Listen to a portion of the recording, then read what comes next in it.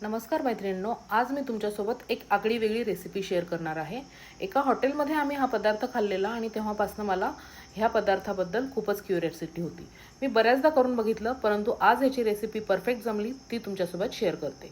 तर इथे मी एक तोतापुरी कैरी स्वच्छ धुवून घेतली आणि त्याचे साल काढून इथे जाडसर साइडनी ह्याला किसून घेतलेलं आहे। आता किसून घेतल्यानंतर ही जी कैरी आहे त्याच्यामध्ये आपल्याला काही पदार्थांचा वापर करायचा आहे। तर इथे मी ॲड करते आहे लाल तिखट, त्याचबरोबर मीठ। आता रेसिपी करत असताना काही गोष्टी तुम्हाला दाखवायचे विसरले, तर इथे मी टाकलेलं आहे अद्रक।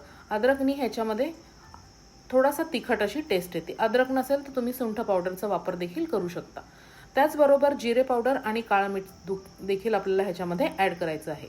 जेवढी आपण कैरी घेतलेली आहे त्याच्या डबल आपल्याला इथे गूळ घ्यायचा आहे आणि ह्याला आपल्याला 1 ते 2 तास ठेवायचं आहे। गुळाला छान पाणी सुटतं, त्याच्यानंतर आपल्याला ह्याला शिजवून घ्यायचं आहे। तर तुम्ही आता बघू शकता की गुळाला पाणी सुटलेलं आहे आणि हे थोडंसं पातळ आहे। आपल्याला ह्याला तोपर्यंत शिजवायचं आहे जोपर्यंत ह्या गुळाचा एक तारी पाक तयार होत नाही। तुम्ही इथे साखरचा देखील वापर करू शकता, पण गुळामध्ये ह्याची चव खूपच छान येते।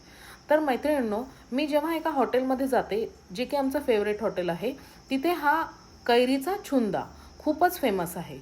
तर हा खाण्यासाठी अतिशय स्वादिष्ट लागतो आणि तुम्ही पाहू शकता बोलता बोलता आता ह्याला एक तार आलेली आहे। एक तार म्हणजे दोन्ही बोटांनी आपण जेव्हा चेक करतो तेव्हा ह्याची एक तार अशी दिसते।